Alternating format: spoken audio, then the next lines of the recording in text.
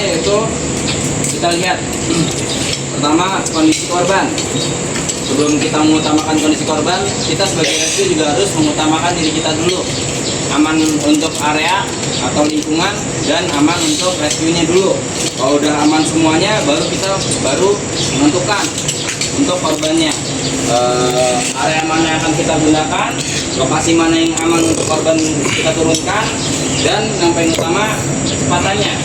Karena untuk penyelamatan memang kondisi darurat, kalau bocor atau ada beberapa retak dan lain-lain, itu memang harus ada rescue yang lebih sigap lagi.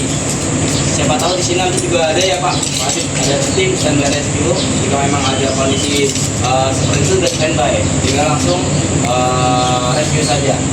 Khawatirnya kalau tidak ada standby rescue, kondisinya udah makin memburuk, belum menggunakan harness dulu, setting alat dan lain-lain, itu memakan cukup banyak waktu. Kalau untuk yang tim standby rescue, biasanya sudah set Pak, sudah pasti menggunakan harness satu set sudah pasti. Selanjutnya dia tinggal setting aja menggunakan rescue kit dan menyelamatkan gitu. Untuk tim rescue seperti biasa ya Pak, sama mobil dulu dipasang, bisa dipasang, dihentakkan sedikit atau gigit, pasangannya skendernya, bootloopnya,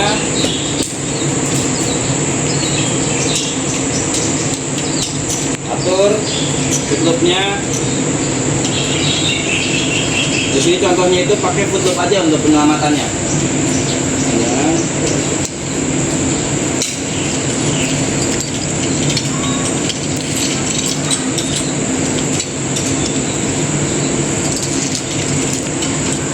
Oh, bisa nggak Pak?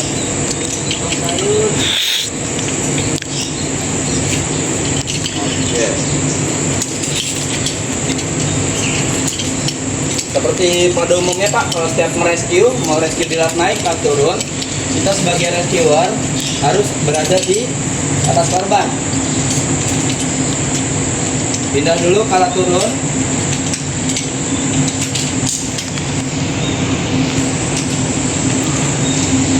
Tutup. Oke. Dekatkan. Kunci. Kiri, pas, tutup. Simpan dulu.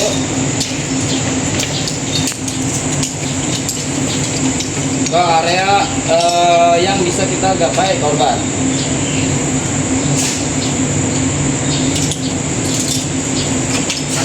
Cukup. Kita ambil kostel.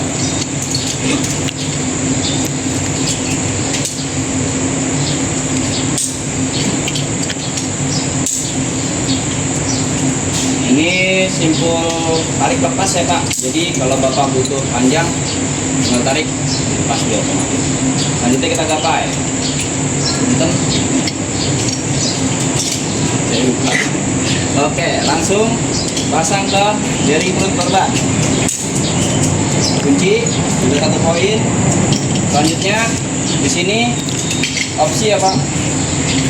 Untuk opsi ini saya bilang, untuk pengkaitan karabiner boleh satu, boleh dua. Untuk softlingnya, jadi Bapak mau pasangkan satu atau dua, itu sesuai kebutuhan. Kalau mau lebih dekat dan lebih mudah untuk pengangkatan, satu. Tapi kalau satu, minusnya susah untuk mendekatkannya. Kayak gitu. Jadi disesuaikan saja. Oke. Misalkan jangan meraba-raba korban. Khawatirnya korbannya tidak suka ya Pak ya. Jadi kita pegang tali aja. Nah, ini kalau mau cukup langsung. Tapi kalau nggak cukup double. Sesuai ya Pak.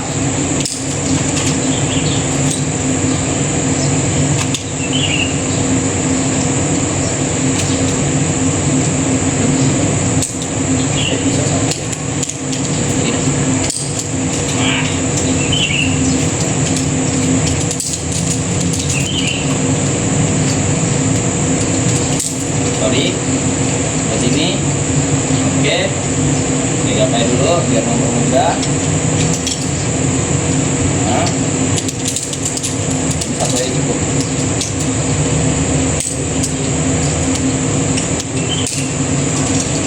Halo, belum lagi. Ya, terus dan aman lagi supaya biar langsung bisa aja. Nah, saya contohkan satu karabiner. Kalau saat menggunakan satu atau dua karabiner, nanti saat korban turun ke bawah, dia nggak sampai ke bawah banget. Jangan, kurang menyarankan 3 karabiner. 3 karabiner itu nanti korban akan ke bawah banget. Dari di bawah kita, nggak enak kelihatan. Jadi posisinya 1 ataupun 2. Setelah itu kita bongkar. Tadi Pak Asbiano tanyakan ya, Pak boleh nggak alat korban kita simpan? Boleh saja, tetapi dipisahkan alat korban dengan alat rescue, atau mau langsung disimpan di alat korban juga boleh. Untuk apa? Untuk meminimalisir alat itu tercampur. Contoh, di sini alat saya kanan semua, boleh saya simpan di kiri.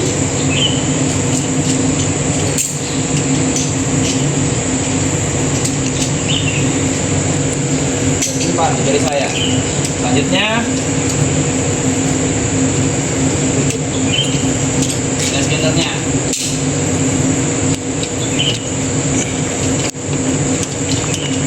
Lihat arahnya kemana?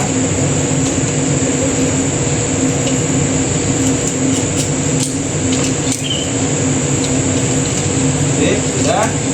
Selanjutnya di sini kita PR melepas si case-nya. Kalau Bapak cuman ada namanya tutup saja, boleh digunakan. Kalau emang nggak ada, tadi ya Pak, ternyata lebih proper dan lain-lain, boleh pakai itu juga. Di sini kita case-nya kalau hanya ada namanya si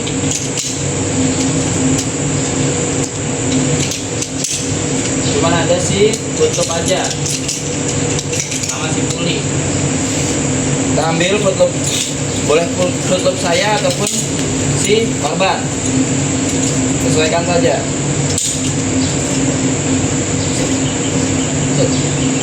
Tapi kita pendekkan habis. Lalu ambil satu karabiner, masuk. Selanjutnya kaitkan ke bearing, sesuaikan bearingnya, bearing perut intinya. Boleh ke bearing sini, bearing perut. Kalau tipe yang Astro bisa juga ke ini Pak, besi. Jadi sesuaikan saja. Kalau dari nggak ada juga bisa, tapi naiknya kurang maksimal Pak, pengangkatannya kurang maksimal. Selanjutnya ambil pulinya, masukkan. Pak, kalau di lapangan nggak ada puli gimana? Boleh langsung ke karabiner. Kita mau pakai ada puli atau enggak? Ada. Berarti selalu bawa puli. Apa enggak ada?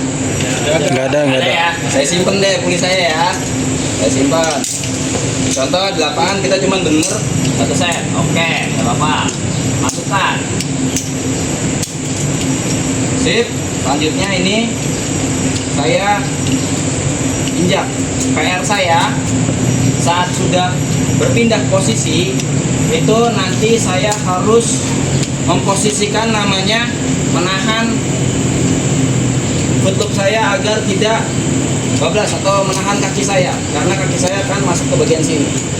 Oke. Sip, lanjutnya safety. Beri full aja Pak. Tarik. Lepas. Keluarkan. Pelan-pelan.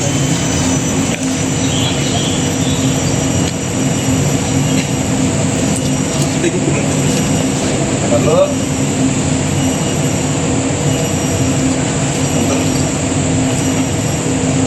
ini agak PR-nya emang pas bagian tutupnya.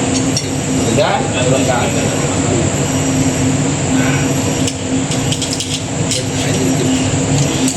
Pas, lebih simple.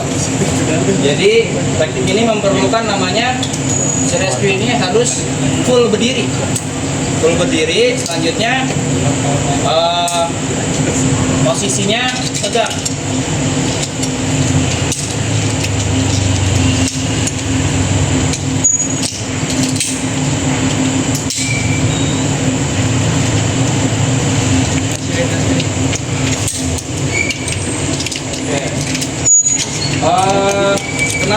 dalam rescue harus ada tambahan karabiner. Dari tadi saat kita merescue pasti ada dan pasti selalu penambahan karabiner saat penurunan. Ada yang bisa menjawab? Gak bisa menjawab? Nggak dapat hadiah tuh Pak. Dapat selamat aja Pak. Selamat, Anda benar. Pengamanan Pak. Udah Bapak? Jika si karabiner itu Terlepas. Oke, terima kasih Bapak. Kurang lebihnya tepat ya untuk pengamanan. Tapi Udah dibantu Pak. Biar bisa kelihatan rekan-rekan. jadi posisinya kalau Bapak nggak mau face to face ya sama Johnny Botol Bapak, boleh seperti ini. Kalau mau face to face seperti ini. Ya. Kalau tadi dua karabiner dia lebih ke bawah. Ya. Kalau satu karabiner dia sedikit mencondong ke arah kita. Jadi posisinya saja yang nyaman untuk bawa sekalian yang mana? Sebenarnya untuk kenapa ditambahkan karabiner besi? Pertama, kekuatan alat ini 150 kilo untuk alat ini. Kurang tahu kalau alat yang lainnya ya, 150 kilo. Bapak tambahkan karabiner fiksi, dia nambah Pak kekuatannya. Maksimal di 180 sampai 200 kilo. Jadi bisa menambah kekuatan alatnya. Posisi Bapak dari atas berapa? 38 meter ya Pak? Dari bawah sampai atas ya? 38 meter. Bapak menyelamatkan dari di lantai 6. Posisi dari bawah ke dari atas ke bawah kan jauh ya Pak ya. Artinya kalau dipaksa dia akan panas.